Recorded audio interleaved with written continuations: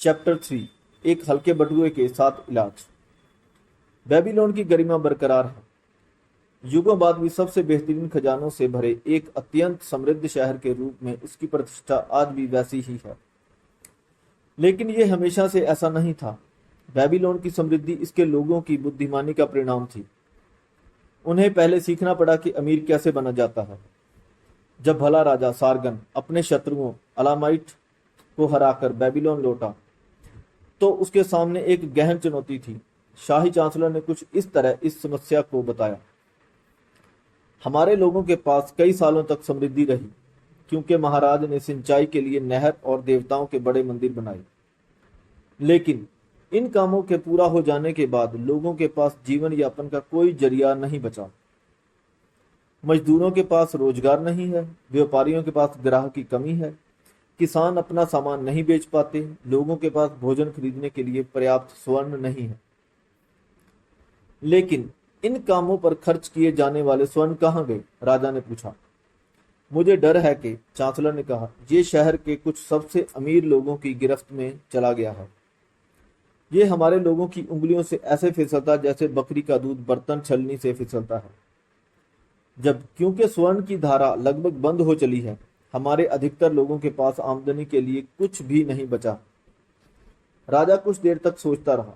तब उसने पूछा, कुछ लोगों ने इतना सारा सोना कैसे हथिया लिया? क्योंकि उनके पास इसका तरीका है, चांसलर ने कहा। आप एक इंसान की सफलता के लिए आलोचना नहीं कर सकते क्योंकि उसे सफल होने का तरीका मालूम है।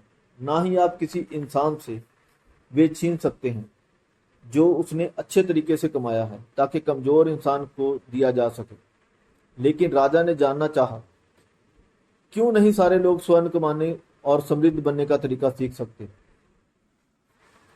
संभव है महाराज, लेकिन उन्हें कौन सिखाएगा? पुजारी तो सिखा नहीं सकते क्योंकि वे खुद पैसे कमाने का तरीका नहीं जानते। हमारे शहर में अमीर बनने का सबसे अच्छा तरीका कौन जानता है चांसलर? राजा ने कहा। आपके सवाल का जवाब इसी में छिपा है महाराज। बेबीलोन में सबसे ज्यादा संपत्ति किसने अर्जित की है? सही कहा मेरे सक्षम चांसलर, वह अरकद है। वह बेबीलोन का सबसे अमीर आदमी है। उसे कल मेरे पास लेकर आओ।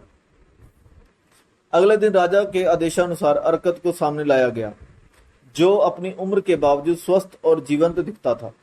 अरकद, राजा ने पूछा, क्या यह सही है कि तुम बेबीलोन में सबसे अमीर इंसान हो? ऐसा कहा जाता है महाराज, और कोई इंसान इस पर आपत्ति नहीं करता। तुम इतने अमीर कैसे हो गए? इस शहर ने जो अवसर सबको दिए उनका लाभ उठाकर। तुमने शून्य से शुरुआत की थी क्या? सिर्फ अमीर बनने की गहरी इच्छा थी, इसके अलावा कुछ नहीं। अरकद, राजा बोलता गया, हमारा शहर बहुत बुरी अवस्था में है क्योंकि कुछ ही लोग धन कमाना जानते हैं और इन्होंने इसे अपने एकाधिकार में कर लिया है, जबकि जनता ये नहीं जानती कि कमाए गए स्वर्ण का एक हिस्सा अपने पास कैसे रखा जाए। ये मेरी इच्छा है कि बेबीलोन दुनिया का सबसे अमीर शहर बने, इसलिए ये कई अमीर लोगों का शहर होना चाहिए। इसलिए हमें सभी लोगों को यह सिखाना चाहिए कि संपत्ति कैसे बनाई जाए। अरकत, मुझे बताओ कि क्या पैसे कमाने का कोई रहस्य है? क्या ये सिखाया जा सकता है? ये व्यवहारिक है महाराज। जो एक इंसान जानता है वह दूसरे को भी सिखा सकता है। राजा की आंखें चमक उठी। अरकत, तुमने वह कहा जो मैं सुनना चाहता था। क्या तुम इस महान काम में मेरा साथ दोगे? क्या तुम अपना ज्ञान दूसरे शिक्षकों को सिखाओगे जो इसे दूसरों को सिखाएंगे जब तक मेरे राज्य का हर इंसान इसे सीख ना जाए? अरकद ने झुककर सलाम किया और कहा, मैं आपका सामान्य नौकर हूं। जो भी ज्ञान मुझे है वे मैं खुशी खुशी राजा की प्रतिष्ठा के लिए लोगों को दूंगा। कृपया अपने चांसलर से कहें कि वह 100 लोगों की कक्षा बनाएं, जिसे मैं वे 7 इलाज सिखाऊंगा जिन्होंने मेरे बटुए को भारी किया, ताकि बेबीलोन का एक भी बटुआ खाली ना रहे।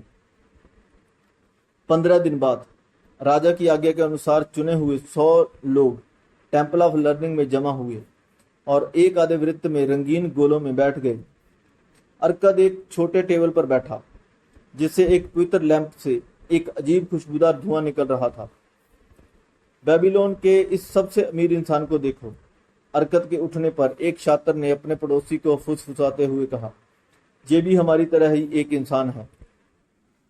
हमारे राजा के एक आज्ञाकारी सेवक होने के नाते अरकद ने कहना शुरू किया, मैं आपकी सेवा में उपलब्ध हूं, क्योंकि एक समय में मैं एक ऐसा गरीब आदमी था जिसे स्वर्ण की बहुत इच्छा थी, और चूंकि मुझे वह ज्ञान मिला जिससे मैं स्वर्ण कमा सका, उनका कहना है कि मैं अपना ज्ञान आपसे बांट सकूं। मैंने अपना भाग्य बहुत साधारण स्तर से बनाना शुरू किया। मेरे साथ ऐसी कोई खास बात नहीं थी जो बेबीलोन के हर एक नागरिक के पास ना हो। मेरे खजाने का पहला गोदाम एक बटुआ था। मैं इसके खालीपन से परेशान रहता था। मैं चाहता था कि ये गोल और भारी बने और इससे स्वर्ण की खनक सुनाई दे। इसलिए मैंने एक खाली बटुए का इलाज खोजना शुरू किया। मुझे 7 इलाज मिले। मेरे सामने खड़े आप सभी लोगों को मैं एक खाली बटुए के 7 इलाज बताऊंगा, जो स्वर्ण चाहने वाले सभी लोगों के लिए सहायक सिद्ध होंगे। 7 दिनों तक हर दिन मैं आपको ये 7 इलाज बताऊंगा। जो ज्ञान मैं देना चाहता हूं उसे ध्यान से सुनें, मेरे साथ बहस करें, इन पाठों को अच्छी तरह सीखें ताकि आप अपने बटुए में संपत्ति के बीज डाल सकें। सबसे पहले आप सभी को अपना भाग्य बनाने की समझदारी से शुरुआत करनी चाहिए। तब आप सक्षम होंगे और तभी आप दूसरों को सिखा सकेंगे। मैं आप सभी को वे सरल तरीके बताऊंगा जिनसे बटुआ भारी होता है। यह संपत्ति के मंदिर की ओर ले जाने वाला पहला कदम है, और कोई भी इंसान ऊपर नहीं जा सकता जब तक पहले कदम पर अच्छी तरह पैर ना जमा ले। अब हम पहले इलाज के बारे में बात करेंगे। पहला इलाज, अपने बटुए को मोटा करना शुरू करो। अरकद ने दूसरी पंक्ति में एक विचार गमन इंसान को पुकारा, मेरे दोस्त, तुम कौन सा काम करते हो? मैं, उसने जवाब दिया, एक स्क्राइब हूं और मिट्टी के टैबलेट पर रिकॉर्ड लिखता हूं। मैंने भी यही काम करके पहले तांबे के सिक्के कमाए थे, इसलिए तुम्हारे पास भी भाग्य बनाने का वही अवसर है। फिर उसने दूर बैठे एक लाल चेहरे वाले इंसान से कहा, आप बताएं कि आप अपनी रोटी कैसे कमाते हैं? मैं, उस आदमी ने कहा, एक कसाई हूं। मैं किसानों से बकरियां खरीद कर उन्हें मारता हूं और उनका मांस गृहिणियों और उनकी चमड़ी मोचियों को बेचता हूं। चूंकि आप भी मेहनत करके कमाते हैं, आपके पास भी सफलता के वही मौके हैं जो मेरे पास थे। इस तरह से अरकद ने जाना कि वहां बैठा हर इंसान कैसे पैसे कमाता है। जब उसके सवाल खत्म हो गए तो उसने कहा, अब मेरे बच्चों, आप सबने देखा कि कई व्यापार हैं जिनसे आप पैसे कमा सकते हो। कमाने का हर तरीका स्वर्ण की एक धारा है, जिससे काम करने वाला एक हिस्सा अपने बटुए में रख सकता है। इसलिए आप सभी के बटुए में आपकी क्षमता के अनुसार सिक्कों की छोटी या बड़ी धारा बहती है। सच है ना? इस बात पर सभी ने सहमति जाहिर की। तब अरकद ने कहा, अगर आप अपनी संपत्ति बनाना चाहते हैं तो क्या ये समझदारी की बात नहीं होगी कि आपके पास पैसों का जो स्रोत है उसका उपयोग किया जाए? इस पर सभी ने सहमति जाहिर की। तब अरकद एक विनम्र आदमी की ओर मुड़ा जो अंडों का व्यापारी था। अगर आप अपने बास्केट में रोज सुबह 10 अंडे डालें और हर शाम 9 अंडे निकालें तो क्या होगा? कुछ समय बाद वह भर जाएगा। क्यों? क्योंकि हर दिन मैं जितने अंडे निकालता हूं उससे एक अंडा ज्यादा डालता हूं। अरकद क्लास की ओर मुस्कुराकर मुड़ा। क्या किसी आदमी का बटुआ हल्का है? पहले वे असमंजस में दिखे, फिर वे मुस्कुराए। अंत में उन्होंने हंसते हुए अपने बटुए की ओर इशारा किया। ठीक है, वह बोलता गया। अब मैं आप सभी को हल्के बटुए का पहला इलाज बताऊंगा। वही करे जो मैंने अंडे के व्यापारी से कहा। अपने बटुए में जब भी 10 सिक्के डालें तो सिर्फ 9 सिक्के निकालें। आपका बटुआ भारी होना शुरू हो जाएगा। इसका बढ़ता भार आपके हाथ को अच्छा महसूस कराएगा और आपकी आत्मा को शांति देगा। जो मैं कह रहा हूं उसकी सरलता के कारण उसे अनदेखा ना करें। मैंने कहा था कि मैं बताऊंगा कि मैंने अपनी संपत्ति कैसे बनाई। यह मेरी शुरुआत थी। मेरा भी बटुआ हल्का था और मैं इसे गाली देता था, क्योंकि मेरे पास अपनी इच्छाएं पूरी करने का कोई तरीका नहीं था। लेकिन जब मैं अपने बटुए से सिर्फ 10 का 9वां हिस्सा निकालने लगा तो ये भरने लगा। आपके साथ भी ऐसा ही होगा। जब मैं एक अजीब सा सच बताऊंगा जिसका कारण मैं नहीं जानता, जब मैं अपनी आमदनी का सिर्फ 90% खर्च करने लगा, मेरा उतने में अच्छे से काम चलने लगा। मेरे पास पहले से कमी नहीं थी, साथ ही साथ मेरे पास सिक्के और आसानी से आने लगे। निश्चित ही ये देवताओं का नियम है कि जिसने सारा पैसा खर्च ना करके एक हिस्सा अपने पास बचाया, उसके पास स्वर्ण आसानी से आता है। ठीक उसी तरह एक खाली बटुए में सोना आने से कतराता है। आप में किस चीज की सबसे ज्यादा इच्छा है? क्या आप हर रोज किसी आभूषण, किसी सुंदर चीज, बेहतर चीजें, ज्यादा भोजन में चीजें खर्च करना चाहते हैं जो तुरंत चली जाती हैं और भूल जाती हैं? या फिर आप अच्छी जायदाद, स्वर्ण, जमीन, मवेशी, सामान और आमदनी लाने वाले निवेश चाहते हैं? बटुए से निकलने वाले सिक्के पहली चीज लाते हैं। जिन सिक्कों को आप बटुए में छोड़ देते हैं वह दूसरी चीज लाते हैं। मेरे छात्रों, ये हल्के बटुए का पहला इलाज है जो मैंने खोजा। बटुए में अगर 10 सिक्के डाले तो सिर्फ 9 खर्च करें। इस पर आपस में बहस करें। अगर किसी आदमी को यह गलत लगता है तो मुझे कल बताएं जब हम मिलेंगे। दूसरा इलाज, अपने खर्चों पर नियंत्रण करें। मेरे कुछ छात्रों ने मुझसे यह पूछा, एक आदमी अपनी कमाई का 10वां हिस्सा कैसे बचा सकता है जब उसके खर्च के लिए सारी कमाई पूरी नहीं पड़ रही? इसलिए अर्कद ने अपने छात्रों से दूसरे दिन बात शुरू की। कल कितने लोगों ने हल्का बटुआ साथ रखा? हम सभी ने, क्लास ने जवाब दिया। तब भी सारे लोग एक जैसा नहीं कमाते। कुछ लोग बाकियों से ज्यादा कमाते हैं, कुछ के परिवार ज्यादा बड़े हैं। तब भी सारे बटुए बराबर हल्के हैं। जब मैं आपको लोगों के बारे में एक अजीब सा सच बताऊंगा, वे यह है हमारे जरूरी खर्चे हमारी कमाई के साथ बढ़ते जाएंगे अगर हम उन्हें रोकने की कोशिश नहीं करेंगे। जरूरी खर्चों को अपनी इच्छाओं से ना मिलाएं। आप सभी अपने परिवारों के साथ आमदनी से ज्यादा इच्छाएं हैं, इसलिए आपकी कमाई उन इच्छाओं को पूरा करने में हमेशा खर्च होती रहेगी। तब भी आपकी कई इच्छाएं अधूरी रह जाएंगी। सभी इंसान क्षमता से ज्यादा इच्छाओं से भरे हुए हैं। मैं अपनी संपत्ति के कारण अपनी सभी इच्छाएं पूरी कर सकता हूं। ये गलत सोच है।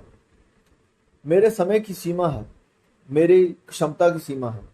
मैं जितनी दूरी तय कर सकता हूं इसकी सीमा है। मैं जितना खा सकता हूं उसकी सीमा है। मैं जितना आनंद उठा सकता हूं उसकी भी सीमा है।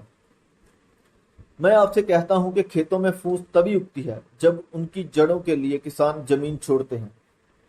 ठीक उसी तरह इच्छाएं तभी पैदा होती हैं जब उनके पूरा होने की आशा हो। आपकी इच्छाएं कई हैं, लेकिन उनमें कुछ ही पूरी हो सकती हैं।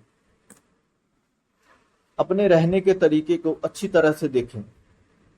आपको कई ऐसे खर्चे मिलेंगे जिन्हें कम किया जा सकता है या हटाया जा सकता है। आपका लक्ष्य होना चाहिए कि खर्चे के लिए हर सिक्के का आपको 100% लाभ मिले। इसलिए अपने टैबलेट पर उस चीज का नाम लिखें जिस पर आप खर्च करना चाहते हैं।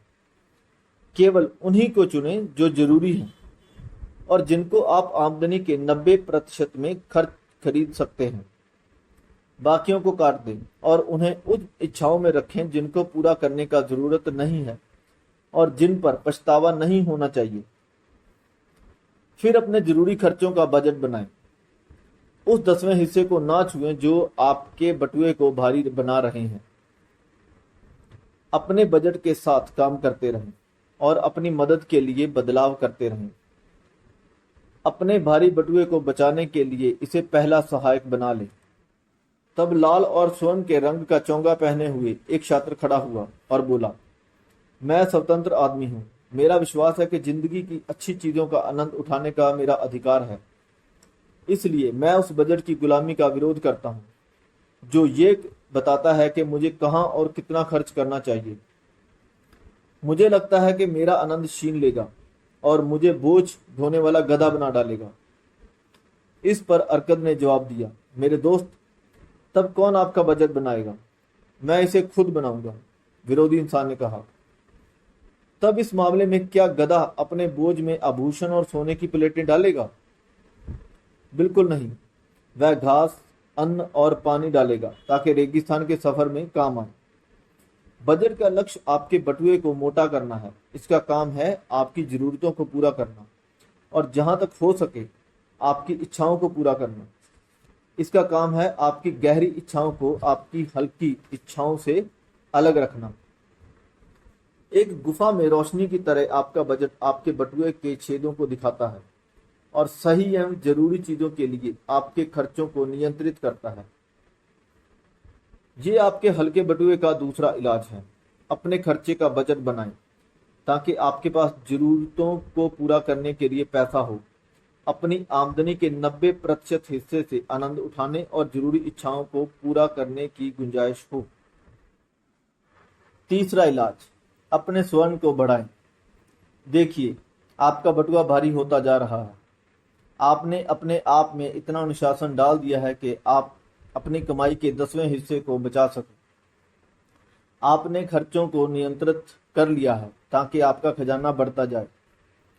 अब हम आपको बताएंगे कि अपने खजाने को कैसे काम पर लगाया जाए ताकि वह बढ़ता रहे। बटुए में रखा स्वर्ण दिल को खुश करता है और कंजूस को खुशी देता है, पर कुछ कमाता नहीं। जो स्वर्ण हम अपनी कमाई से बचाते हैं वह तो सिर्फ शुरुआत है। इसकी कमाई से ही आप संपत्ति खड़ी करेंगे। अरकद ने यह बात तीसरे दिन क्लास को कही।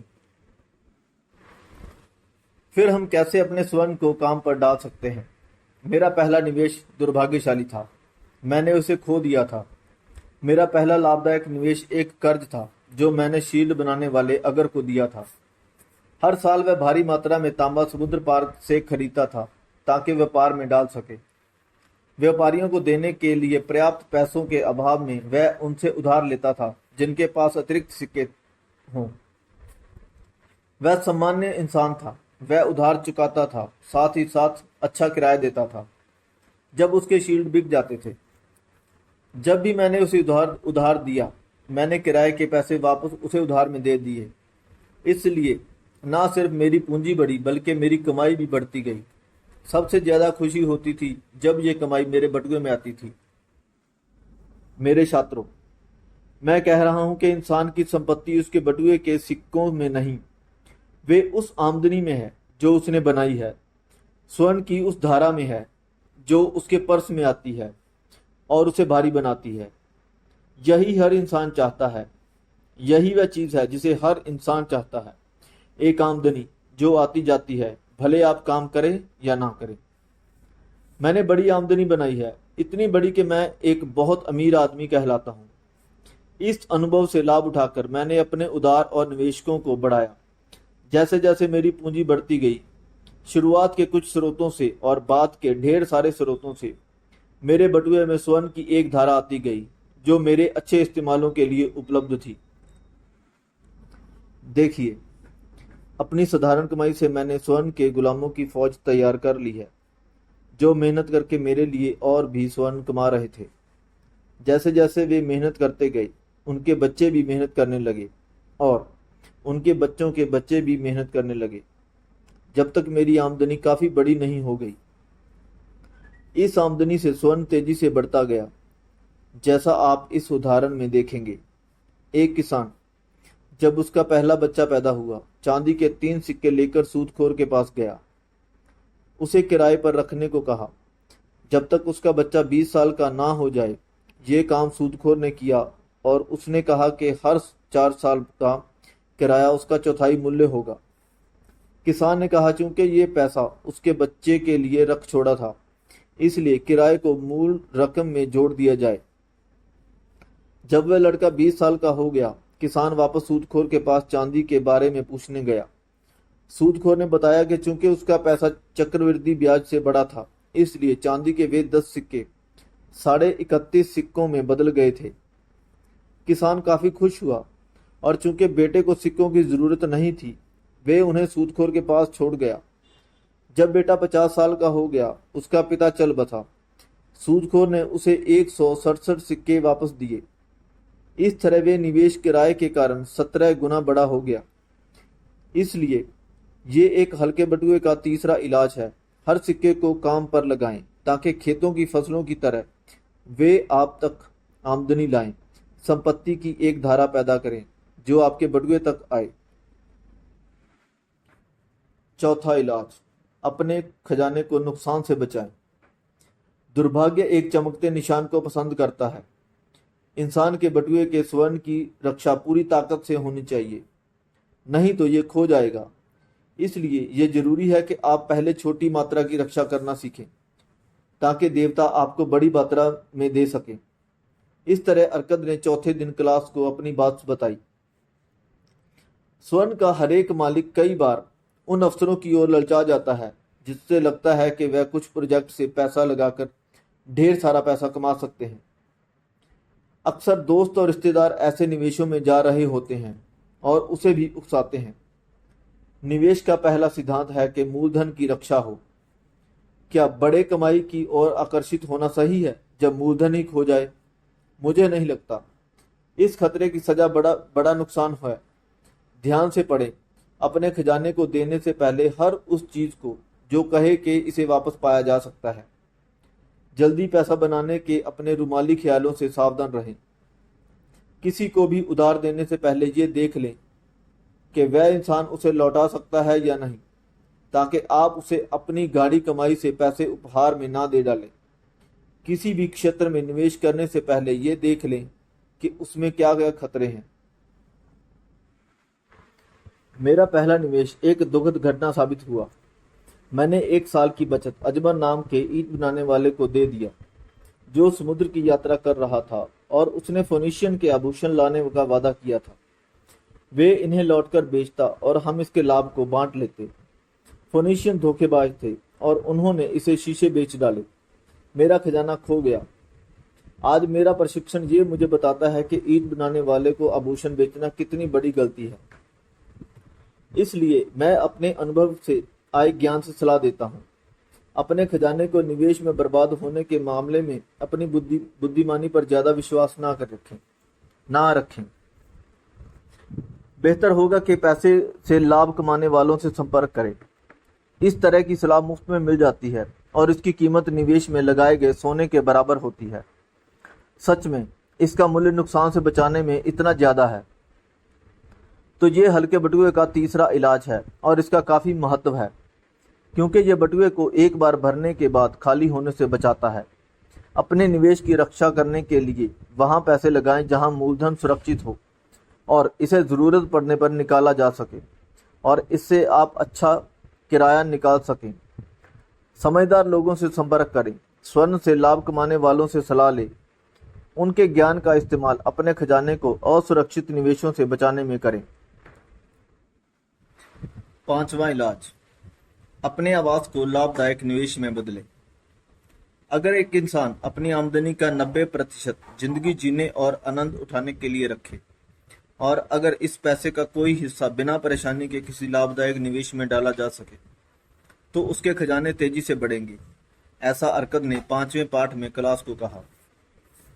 बेबीलोन के कई लोग अपने परिवार को गलत आवासों में रखते हैं। वे अपने मकान मालिकों को उन कमरों के लिए काफी किराया देते हैं जहां उनकी पत्नियां अच्छे से रह नहीं पाती और जहां उनके बच्चे गंदी गलियों के अलावा कहीं खेल नहीं पाते। किसी भी इंसान का परिवार जीवन का आनंद नहीं उठा सकता अगर बच्चों को साफ धरती पर खेलने की जगह ना मिले और उनकी पत्नियां परिवार के लिए कुछ अच्छा नहीं उगा सके। एक इंसान के दिल को खुशी मिलती है जब वह अपने पेड़ों के फल खाता है और अपने अंगूर के बगीचों की शराब पीता है। अपनी जगह का होना और गर्व के साथ उसकी देखभाल करना, ये उसके दिल में विश्वास लाता है और काम में ऊर्जा लाता है। इसलिए मैं कहूंगा कि हर इंसान को अपनी छत का मालिक होना चाहिए। हर एक अच्छी नीयत वाला इंसान अपने घर का मालिक बन सकता है। क्या हमारे महान राजा ने बेबीलोन की दीवारें नहीं फैलाई ताकि उनके अंदर काफी जमीन खाली पड़ी है जिसे अच्छी कीमत पर खरीदा जा सकता है? मेरे छात्रों, मैं ये भी कहता हूं कि उधार देने वाले उन लोगों की इच्छाओं की इज्जत करते हैं जो अपने परिवारों के लिए घर और जमीन चाहते हैं। आप ईंट बनाने वालों और घर बनाने वालों को भुगतान करने के लिए पैसे कर्ज पर ले सकते हैं अगर आप ये दिखा सकें कि आपके कि अपने इस काम के लिए खुद भी अपनी तरफ से अच्छे पैसे लगाए हैं। आप ईंट बनाने वालों और घर बनाने वालों को भुगतान करने के लिए पैसे कर्ज पर ले सकते हैं। अगर आप ये दिखा सकें कि आपने इस काम के लिए खुद भी अपनी तरफ से अच्छे पैसे लगाए हैं, तब जब घर बन चुका हो, आप उधार देने वाले को उसी तरह से पैसे दे सकते हैं जैसे आप अपने मकान मालिक को दे रहे थे। चूंकि हर भुगतान आपके उधार के पैसे को कम करेगा, कुछ सालों में आपका उधार चुकता हो जाएगा। तब आपके दिल को खुशी होगी जब आपके पास अपनी संपत्ति होगी और आपको सिर्फ राजा का टैक्स चुकाना होगा। साथ ही साथ जब भी आपकी पत्नी नदी में कपड़े धोने जाए और लौटते समय वह उगती चीज़ों पर डालने के लिए अच्छा खासा पानी लेते आएगी। इस तरह अपने मकान वाले को तरह तरह के आशीर्वाद मिलते हैं और इससे उसका रहने का खर्च कम होगा और वे अपने पैसे का इस्तेमाल अपने आनंद और इच्छाओं की पूर्ति में लगा सकेगा। इसलिए ये हल्के बटुए का 5वां इलाज है, आपका अपना मकान हो। छठा इलाज, भविष्य की आमदनी निश्चित करें। हर इंसान का जीवन बचपन से बुढ़ापे तक बढ़ता है। यह जीवन का मार्ग है और कोई भी इंसान इससे अलग नहीं हो सकता अगर उसे भगवान समय से पहले ना बुला ले। इसलिए मैं कहता हूं कि इंसान को अपने आने वाले दिनों के लिए आमदनी सुनिश्चित कर लेनी चाहिए जब वे जुआ ना रहे और अपने परिवार की देखभाल के लिए जब भी वे उनके साथ ना रहे। ये पाठ आपकी तब सहायता करेगा जब आप कमाने के कम लायक बचे हों। अरकद ने छठे दिन अपनी क्लास को संबोधित किया। वह इंसान जिसने संपत्ति के नियमों की समझ के कारण एक बढ़ती आमदनी विकसित कर ली हो, उसे भविष्य के दिनों के बारे में भी सोचना चाहिए। उसे कुछ ऐसे निवेश कर लेने चाहिए जिनसे उसे आने वाले सालों में सुरक्षा मिलती रहे और वे तब भी उपलब्ध हो जब उसके द्वारा अनुमान किया हुआ समय आ जाए। ऐसे कई तरीके हैं जिनसे एक आदमी अपने भविष्य की सुरक्षा प्रदान कर सकता है। वह एक छुपाने वाली जगह में खजाना गाड़ सकता है, लेकिन वह कितनी भी समझदारी से क्यों ना खजाना छुपा ले, ये चोरों से नहीं बच सकता। इसलिए मैं इस प्लान की अनुशंसा नहीं करता। एक इंसान इस लक्ष्य को पाने के लिए घर और जमीन खरीद सकता है। अगर वह इनकी भविष्य में उपयोगिता और कीमत पर ध्यान दे तो उनकी कीमत हमेशा बनी रहेगी और उनसे होने वाली आमदनी और बिक्री से उसका काम हो जाएगा। एक इंसान किसी कर्जदाता को थोड़े पैसे दे सकता है और इसे समान अंतराल पर बढ़ा सकता है। इस पैसे से आने वाले किराए से ये बढ़ता जाएगा। मैं अंसर नाम के एक मोची को जानता हूँ जिसने मुझे बताया कि 8 साल तक हर सप्ताह वह चांदी के 2 सिक्के एक कर्जदाता के पास जमा कराता था। कर्जदाता ने उसे जो पैसे लौटाए उसे देखकर वह बहुत खुश हुआ। हर 4 साल में कीमत का चौथाई हिस्सा बढ़ने की दर से उसकी जमा राशि बढ़कर 1040 चांदी के सिक्कों में बदल गई थी। मैंने उसे अंकों का ज्ञान दिखाते हुए बताया कि अगर वह 12 साल और रुकता और वह सप्ताह 2 सिक्के जमा कराता रहता तो कर्जदाता उसे 4000 सिक्के लौटाता, जो उसकी जिंदगी भर के लिए काम आते। निश्चित ही जब नियम के साथ इतनी छोटी जमा राशि इतना लाभ दे सकती है, तब कोई भी आदमी ऐसा नहीं होगा जो बुढ़ापे के लिए और अपने परिवार के लिए एक खजाना ना बनाकर रखना चाहे, भले ही उसका बिजनेस और निवेश कितना समृद्ध क्यों ना हो। मैं इस बारे में और भी कहना चाहूंगा। मेरे दिमाग में ये विश्वास है कि किसी दिन बुद्धिमान लोग मृत्यु का भी बीमा कराएंगे। जब एक इंसान थोड़े पैसे नियमित रूप से जमा कराएगा और उसके मरने के बाद उसके परिवार को एक अच्छी राशि मिलेगी। मुझे लगता है इसकी काफी जरूरत है और मैं इसकी अनुशंसा करता हूँ, लेकिन ये आज संभव नहीं क्योंकि इसे किसी इंसान और उसके पार्टनर की जिंदगी के बाद भी काम करना होगा। इसे राजा की गद्दी की तरह स्थायी होना होगा। किसी दिन मुझे लगता है ऐसी योजना बनाएगा और ये कई इंसानों को लाभ पहुंचाएगी, क्योंकि एक छोटा सा पहला भुगतान भी उस इंसान की मृत्यु के बाद उसके परिवार के लिए सौभाग्य जैसा काम करेगा। लेकिन चूंकि हम आज में रहते हैं, आने वाले दिनों में नहीं, इसलिए हमें अपने लक्ष्यों को पूरा करने के लिए संसाधनों का इस्तेमाल करना चाहिए इसलिए मैं सारे व्यक्तियों को बताना चाहता हूं कि अपने तरीकों के अच्छे और सोचे समझे इस्तेमाल से अपने आगे आने वाले दिनों के लिए बटुए को भारी करें, क्योंकि एक हल्के बटुए वाले इंसान की मृत्यु के बाद इसके परिवार के लिए घर संभालना बहुत मुश्किल हो जाता है। ये इसलिए एक हल्के बटुए का छठा इलाज है। अपने बुढ़ापे और परिवार की सुरक्षा के लिए अभी से इंतजाम करें। सातवां इलाज, अपनी कमाने की क्षमताएं बढ़ाएं। मेरे छात्रों, आज मैं आप लोगों को हल्के बटुए का एक सबसे बड़ा इलाज बताऊंगा। लेकिन आज मैं आपसे स्वर्ण के बारे में बात नहीं करूंगा, बल्कि आपके बारे में बात करूंगा। आप सभी लोग जो तरह तरह के रंगों के चोगों में यहाँ बैठे हैं। मैं दिमाग में बसने वाली उन चीज़ों के बारे में बात करूंगा जो आपकी सफलता के पक्ष और विपक्ष में काम करती हैं। इस तरह अरकद ने 7वें दिन अपनी क्लास को संबोधित किया। कुछ दिनों पहले एक युवा आदमी कर्ज लेने आया। जब मैंने इसकी ज़रूरत के बारे में पूछा तो उसने शिकायत की कि उसकी कमाई उसके खर्चों के लिए काफ़ी नहीं थी। उसके बाद मैंने उसे बताया कि ऐसे मामले में वह कर्जदाता के लिए अच्छा सौदा नहीं है, क्योंकि उसके पास कर्ज अदा करने के लिए पर्याप्त पैसे नहीं हैं। युवक, तुम्हें ज़रूरत है, मैंने उसे बताया, कि तुम ज़्यादा पैसे कमाओ। तुम अपनी आमदनी बढ़ाने के लिए क्या करते हो? मैं यही करता हूँ, उसने जवाब दिया। पिछले कुछ दिनों में मैं अपने मालिक के पास वेतन बढ़ाने के लिए 2 बार जा चुका हूँ, पर कोई सफलता नहीं मिली। इससे ज़्यादा कोई आदमी नहीं जा सकता। हम उसके सीधेपन पर मुस्कुरा सकते हैं, लेकिन उसके पास अपनी आमदनी बढ़ाने की एक खास काबिलियत थी। उसके अंदर पैसे कमाने की गहरी इच्छा थी, एक मजबूत इच्छा। सफलता के पहले इच्छा का होना बहुत जरूरी है। आपकी इच्छाएं मजबूत और स्पष्ट होनी चाहिए। सामान्य इच्छाएं कमजोर चाह होती हैं। अमीर बनने की चाह रखने से कोई लाभ नहीं होता।